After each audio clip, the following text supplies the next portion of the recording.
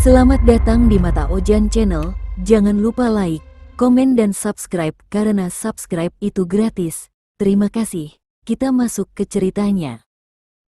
Hujan baru saja berhenti ketika mobil tua milik Arman berhenti di depan lahan kosong yang ditumbuhi ilalang tinggi. Dulu, tahun 1998, tempat ini adalah lokasi proyek besar pembangunan perumahan elit yang tidak pernah selesai. Sekarang, hanya tersisa pondasi berlumut, besi berkarat, dan genangan air hitam yang memantulkan langit kelabu. Arman menatapnya lama, mencoba membayangkan seperti apa bentuk rumah-rumah megah yang dijanjikan dulu oleh perusahaan ayahnya. Ia datang ke sana bukan tanpa alasan. Tahun 2010 ini, Arman baru saja menerima surat aneh tanpa alamat pengirim, hanya bertuliskan, "Datanglah ke lokasi proyek ayahmu. Sudah saatnya kau tahu apa yang dikubur bersamanya." Awalnya ia pikir hanya lelucon, tapi rasa penasaran mengalahkan logika. Ia tahu, ayahnya dulu salah satu pengembang proyek itu, dan meninggal secara misterius sebelum proyek selesai. Saat melangkah ke dalam area proyek yang terbengkalai itu, aroma tanah basah bercampur karat memenuhi hidungnya. Angin berdesir lembut, namun entah kenapa terasa dingin menusuk tulang. Di kejauhan, terlihat reruntuhan bangunan yang tampak seperti bekas kantor proyek. Pintu kayunya terlepas, menggantung setengah. Arman melangkah mendekat, dan begitu masuk ke dalam, suasana langsung berubah pengap. Lantai dipenuhi debu dan serpihan kaca. Di dinding, masih tergantung papan besar bertuliskan, "Proyek Bukit Asri Indah, mulai 1998. Tulisan itu sudah pudar, tapi cukup jelas untuk membangkitkan kenangan kelam. Ia menyentuh papan itu pelan, dan tiba-tiba terdengar suara lirih seperti seseorang berbisik dari arah bawah lantai. Ia menunduk, mencoba mencari sumbernya. Namun hanya terdengar lagi, bisikan yang sama, kali ini lebih jelas. "Satu belum diganti." Arman mundur perlahan, menatap lantai retak itu dengan perasaan campur aduk. Ia menenangkan diri, meyakinkan bahwa itu hanya suara angin yang masuk lewat celah kayu. Namun hatinya menolak percaya. Suara itu terlalu jelas, terlalu hidup. Ia lalu menyalakan senter kecil dari ponselnya, mengarahkan cahaya ke celah lantai yang menganga di sudut ruangan. Di bawah sana tampak lubang besar yang dalam, seperti sumur atau bekas galian pondasi. Cahaya tak menembus sampai ke dasar. Hanya terlihat permukaan air gelap yang tenang. Arman menelan ludah, lalu mendekat sedikit. Tepat saat ia ingin menyorot lebih dalam, terdengar suara cipratan air, seolah ada sesuatu yang baru saja muncul dari dasar lubang. Tanpa sadar, Arman mundur cepat dan hampir tersandung reruntuhan meja. Napasnya memburu, jantung berdegup kencang. "Apa itu?" gumamnya pelan. Ia memutuskan untuk keluar dulu, tapi sebelum melangkah ke pintu, sesuatu menarik perhatiannya. Di dinding belakang, terdapat bekas coretan samar dengan kapur merah, tertulis, 3 untuk bangunan, 1 untuk kelancaran. Kalimat itu membuat bulu kuduknya berdiri. Ia mencoba mengingat, apa maksudnya. Lalu ia teringat sesuatu. Tahun 1998, sempat beredar rumor bahwa proyek ayahnya gagal karena tumbal manusia yang tidak lengkap. Tapi ia selalu menganggap itu omong kosong pekerja kampung. Namun saat ini, berdiri di tengah bangunan yang membusuk dan mendengar bisikan tadi, Arman merasa rumor itu bukan sekadar cerita. Ia menatap lubang gelap itu sekali lagi, dan samar-samar, muncul bayangan seseorang berdiri di seberang ruangan, menatapnya tanpa wajah. Arman tersentak dan menyorotkan cahaya ke arah bayangan itu, tapi tak ada siapapun. Hanya debu beterbangan dan tiang beton yang menjulang. "Halusinasi," katanya pelan, mencoba menenangkan diri.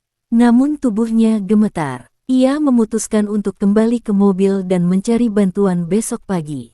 Saat ia berjalan menuju mobil, langkahnya terasa berat. Seperti ada yang mengikuti dari belakang.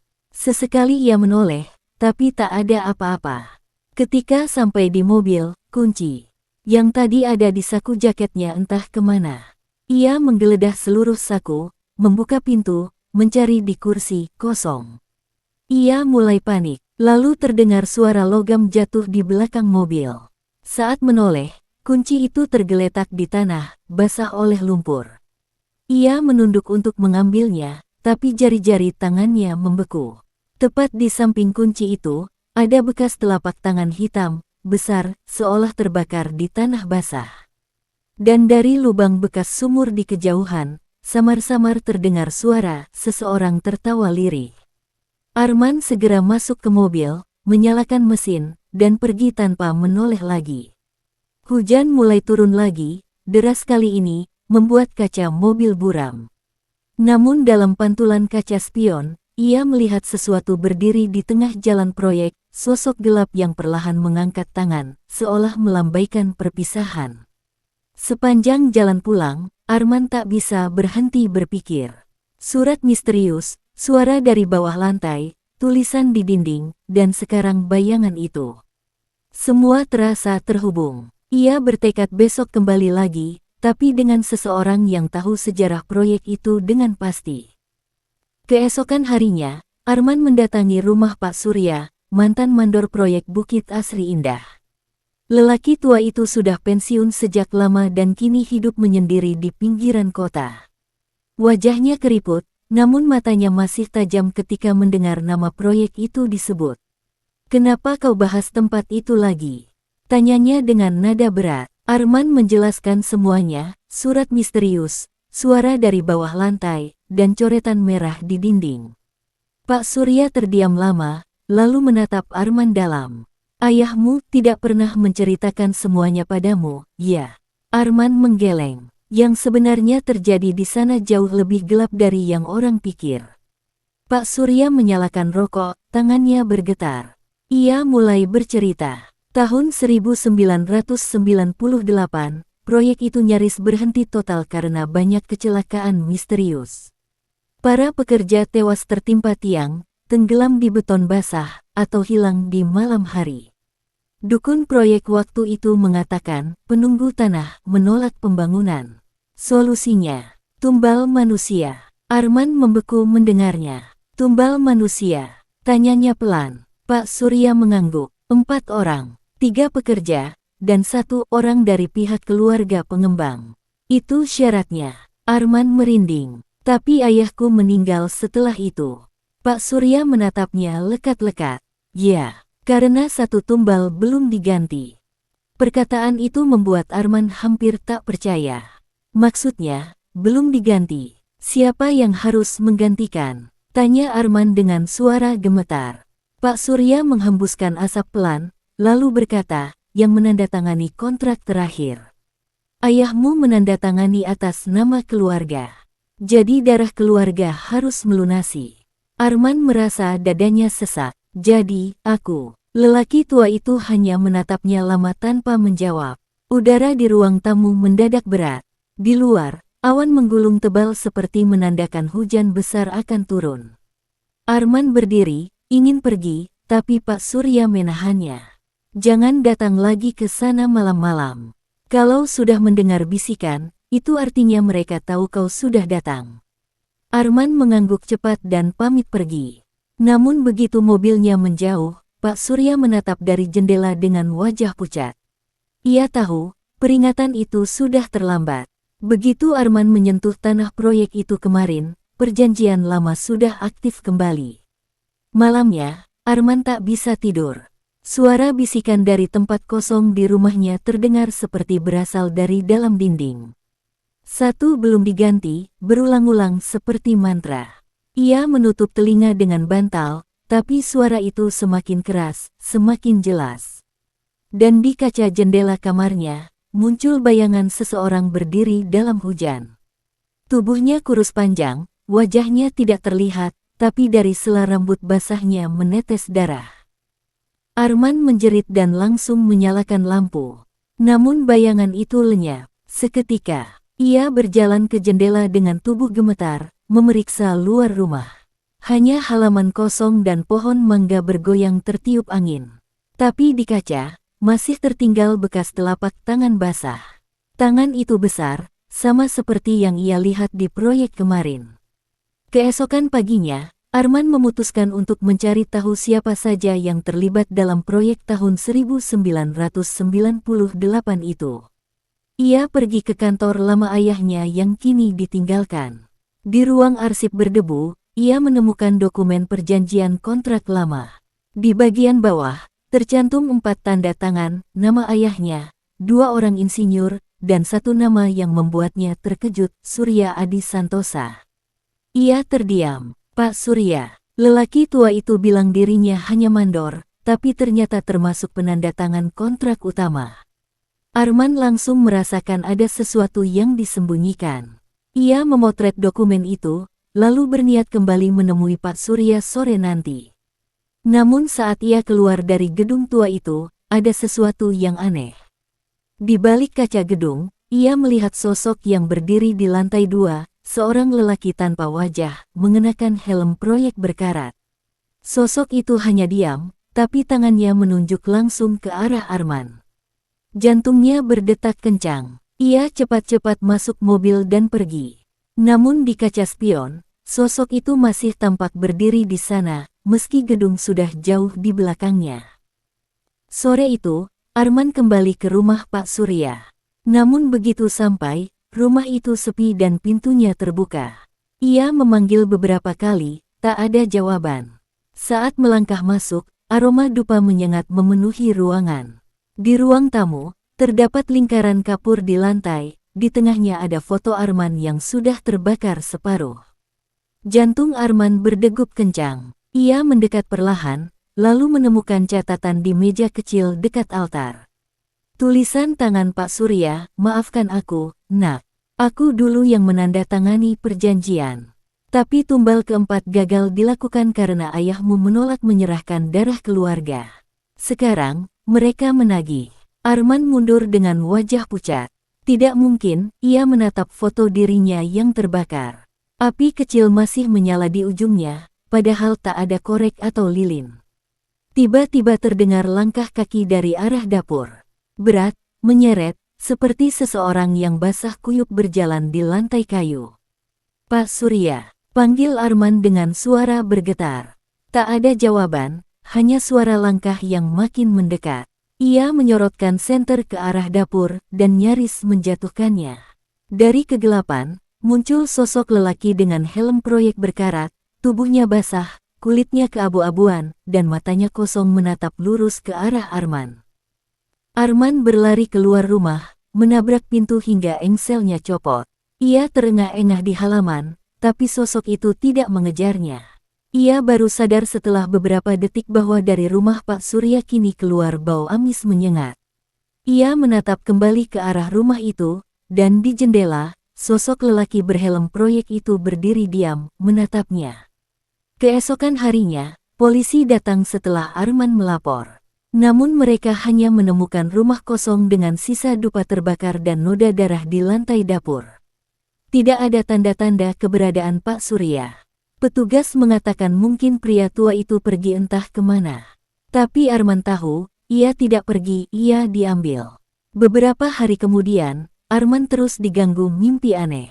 Dalam mimpinya, ia berada di tengah proyek lama, berdiri di atas genangan lumpur hitam. Dari bawah lumpur itu muncul tangan-tangan yang mencoba menariknya. Dan suara yang sama selalu terdengar di telinganya, satu belum diganti.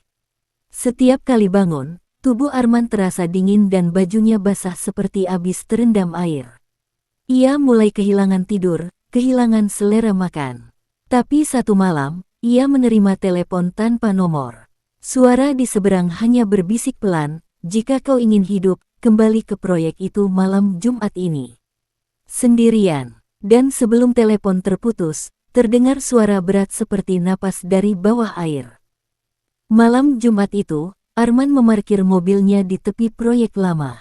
Angin bertiup kencang, langit gelap tanpa bintang. Ia membawa senter dan sekop, entah untuk apa. Ia hanya mengikuti dorongan aneh dalam dirinya, seolah sesuatu memanggil dari dalam tanah. Ia berjalan menuju bangunan kantor lama, tempat ia mendengar bisikan pertama kali. Begitu masuk, hawa dingin langsung menyergap. Lantai yang dulu retak kini tampak seperti baru saja digali. Ada tanah lembek di beberapa sudut. Ia menyorotkan cahaya ke sekeliling, dan di salah satu dinding, coretan kapur merah yang dulu samar kini terlihat jelas, satu belum diganti. Darah keturunan harus kembali ke tanah. Tiba-tiba, senter Arman padam. Ia menepuk-nepuk, tapi tak mau menyala. Kegelapan menelan seluruh ruangan. Hanya suara tetesan air dan nafasnya sendiri terdengar. Lalu dari arah lubang pondasi, muncul suara langkah, pelan tapi berat, seperti seseorang menyeret kaki di lumpur. Arman menahan napas. Lalu terdengar suara itu lagi, lebih jelas dari sebelumnya, "Kau anaknya." Suara itu serak dan dalam, seperti keluar dari perut bumi. Arman mundur perlahan, tapi kakinya terperosok ke tanah lembek. Saat ia mencoba menariknya keluar, sesuatu dari bawah menarik balik dengan kekuatan besar. Arman berteriak, berusaha melepaskan diri. Tapi dari kegelapan, muncul tangan-tangan hitam berlendir, meraih tubuhnya. Dan di antara mereka, berdiri sosok dengan helm berkarat itu, kini tanpa wajah, hanya rongga hitam yang bergetar seperti kabut. Teriakan Arman menggema di malam gelap, tapi tak ada yang mendengar. Tubuhnya ditarik ke dalam tanah, setengah badan sudah tenggelam ketika tiba-tiba lampu senter menyala lagi, bergetar hebat. Dalam cahaya redup itu, ia melihat sesuatu yang mengerikan, wajah ayahnya, muncul di antara tangan-tangan hitam itu. "Ayah!" Suaranya serak, wajah itu tersenyum aneh, lalu berkata pelan, "Kau akhirnya datang. Sekarang mereka bisa tenang." Setelah itu, wajah itu lenyap, dan tanah menelan Arman sepenuhnya.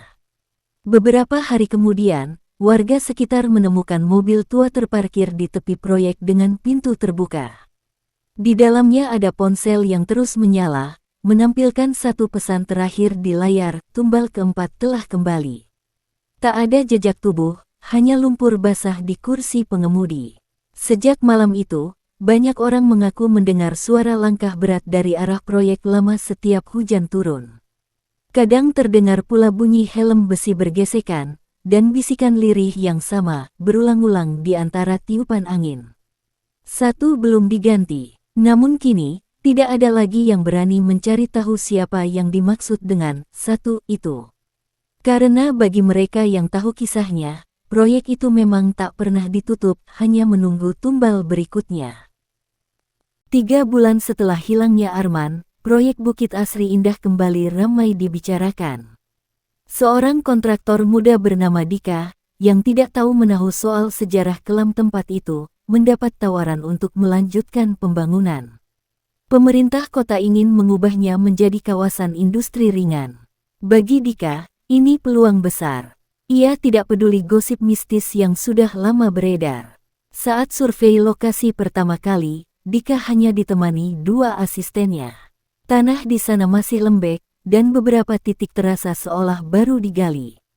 "Kayak ada yang ngorek tanah semalam, Pak," ujar salah satu pekerja. Dika hanya tertawa. "Mungkin babi hutan," jawabnya enteng, tanpa tahu bahwa malam sebelumnya, warga sekitar mendengar suara seseorang menjerit dari arah proyek itu. Ketika menyusuri bekas bangunan kantor proyek lama, Dika menemukan papan bertuliskan nama proyek itu masih tergantung di dinding. Aneh, padahal sudah lebih dari 10 tahun berlalu. Ia mendekat, lalu melihat bekas coretan merah samar di bawah papan itu. Huruf-hurufnya seperti terbentuk dari darah kering, dan tertulis, "Darah baru sudah datang." Dika mengernyitkan dahi. "Anak-anak kampung ini, suka ngerjain aja," gumamnya, lalu pergi. Tapi begitu ia melangkah keluar, tiba-tiba tanah di belakangnya bergetar pelan. Seolah ada sesuatu yang baru saja terbangun di bawah sana. Sejak hari itu, para pekerja mulai mengalami kejadian aneh. Alat berat sering mati mendadak, walau bahan bakar penuh. Pekerja yang berjaga malam mengaku mendengar suara langkah berat di sekitar pondasi. Beberapa mengatakan mereka melihat sosok lelaki memakai helm proyek berdiri di tepi lubang, diam menatap mereka. Dika marah dan menuduh para pekerja berbohong. Ia bahkan memaksa salah satu dari mereka berjaga sendirian malam itu untuk membuktikan semuanya. Namun esok paginya, pekerja itu tak ditemukan. Hanya helmnya yang terapung di genangan air berwarna hitam pekat. Polisi datang, tapi tidak menemukan apa-apa. Mereka menyimpulkan korban jatuh dan tenggelam. Meski begitu, Dika mulai resah. Ia mencoba menenangkan diri dengan minum di kafe dekat lokasi proyek. Di sana, ia bertemu seorang wanita parubaya yang memperkenalkan diri sebagai Bu Rini, mantan sekretaris almarhum pengembang lama. Saat Dika menyebut nama proyek itu, wanita itu langsung pucat. "Kau, jangan sentuh tempat itu lagi, nak," katanya lirih. Dika menatapnya bingung. "Kenapa, Bu?" Wanita itu menunduk, air matanya jatuh ke meja. Proyek itu dibangun di atas tanah kutukan. Ada 4 tumbal, tapi yang keempat tidak pernah diterima. Sejak itu, tanahnya haus darah. Kata-kata itu membuat Dika terdiam. Ia memutuskan mencari tahu lebih banyak, dan Bu Rini akhirnya bersedia bercerita. Tahun 1998, saat krisis moneter, para investor panik. Pembangunan berhenti total. Lalu ayah dari pemilik proyek saat itu memanggil seorang dukun dari Banten. Dukun itu berkata, tanah ini keras kepala. Tidak akan bisa dibangun tanpa tumbal manusia. Menurut Bu Rini, 3 pekerja dikorbankan dengan cara mengerikan. Mayat mereka dicor di fondasi bangunan utama. Tapi dukun itu bilang belum cukup, harus ada 1 dari darah keluarga pengembang. Ayah pemilik menolak, lanjut Bu Rini. Beberapa bulan kemudian dia mati mendadak. Tapi setelah itu, anaknya juga hilang. Dika menelan ludah. "Anaknya, siapa namanya?" Bu Rini menatapnya dengan mata merah. "Arman. Hilang 10 tahun lalu. Mobilnya ditemukan di dekat proyek itu." Dika mematung. Ia baru sadar, nama itu sama dengan nama di daftar tanda tangan yang ia temukan di dokumen lama kantor pengembang. Malamnya, saat membuka laptop untuk mengecek dokumen proyek, Dika melihat folder baru di desktopnya. Namanya, tumbal garis bawah keempat. Ia tidak pernah membuat folder itu. Ketika dibuka, di dalamnya hanya ada 1 foto, gambar dirinya sedang berdiri di tengah proyek siang tadi. Dika langsung menutup laptop dan merasa dadanya sesak. Ia berusaha menenangkan diri, mengira hanya orang iseng yang meretas komputernya. Tapi saat membuka jendela kamar, matanya langsung menangkap sesuatu di luar, sebuah helm proyek berkarat tergantung di pagar rumahnya. Ia menatapnya lama, lalu buru-buru menutup tirai. Malam itu, suara langkah berat terdengar di depan pintu rumah. Dika memeriksa dari jendela kecil, tapi tak ada siapapun. Hanya bekas lumpur basah di lantai teras. Ia tak tahu bahwa dari dalam lubang pondasi proyek, sesuatu sudah mulai naik ke permukaan. Keesokan harinya, ia kembali ke lokasi untuk memeriksa progres pekerjaan. Namun kali ini hanya setengah dari pekerja yang datang. Beberapa mengundurkan diri karena ketakutan. Dika mencoba memberi semangat, tapi semua tatapan pekerja penuh waspada. "Tanahnya bergerak, Pak. Kami dengar suara orang nangis dari bawah," kata salah satu dari mereka. Saat siang mulai beranjak sore, alat penggali menemukan sesuatu. Tanah di titik fondasi lama terlalu lembek, seperti pernah dibuka baru-baru ini. Mereka menggali lebih dalam, dan menemukan tulang belulang manusia, lengkap dengan pakaian pekerja tahun 90-an. Dika langsung memanggil polisi, tapi begitu tulang itu dikeluarkan, udara di sekitar mendadak membeku. Hari itu, angin berputar seperti pusaran kecil di atas lubang galian. Salah satu polisi yang turun ke lubang tiba-tiba menjerit, lalu memanjat keluar dengan wajah pucat. "Ada kepala di bawah," teriaknya. Tapi ketika diperiksa lagi, tak ada apapun. Hanya lumpur hitam yang menelan semuanya. Malamnya, proyek diberhentikan sementara. Tapi Dika tetap tinggal di lokasi, ingin memastikan keamanan alat berat. Sekitar pukul 2 pagi, ia terbangun oleh suara mesin ekskavator menyala sendiri. Lampu sorotnya berputar, menyorot ke arah lubang pondasi. Ia berjalan mendekat dengan senter di tangan. Ketika sampai di sana, ia melihat sosok berdiri di bawah cahaya sorot. Lelaki berhelm proyek, tubuhnya hitam berlendir, matanya kosong, dan di tangannya ia menggenggam sekop. Dika terpaku. Sosok itu perlahan mendongak, dan dari bawah helmnya menetes darah segar. Lalu ia berbicara pelan, satu belum diganti. Dika berlari sekencang mungkin, tapi saat mencapai mobil, ia menemukan kaca depannya penuh coretan lumpur membentuk tulisan yang sama. Ia langsung menyalakan mesin dan pergi tanpa menoleh. Tapi di kaca spion, sosok itu masih berdiri, tersenyum samar di bawah cahaya ekskavator. Selama beberapa hari setelah kejadian itu, Dika tidak berani kembali ke lokasi. Tapi mimpi buruk terus menghantui. Ia selalu bermimpi tenggelam di lumpur sambil mendengar suara banyak orang menangis di sekitarnya. Hingga suatu malam, ia terbangun dan mendapati tanah di dalam kamarnya lembab, seperti basah oleh air rawa. Ia menatap lantai itu dengan gemetar, lalu dari bawah ranjang muncul suara seretan besi. Saat ia jongkok untuk melihat, sesuatu menyentuh kakinya, dingin, basah, dan berlumuran lumpur. Ia menjerit dan mundur, lalu melihat helm proyek berkarat terguling keluar dari kolong tempat tidur. Dalam ketakutan, Dika mendatangi Bu Rini lagi keesokan paginya. Tapi rumah wanita itu sudah dikelilingi garis polisi. Meninggal semalam, kata seorang petugas. Katanya bunuh diri, tapi aneh. Semua jendela terkunci dari dalam. Dika tertegun. Ia tahu pasti ini bukan bunuh diri. Di tanah depan rumah Bu Rini, ada bekas telapak kaki berlumur lumpur yang menuju ke jalan.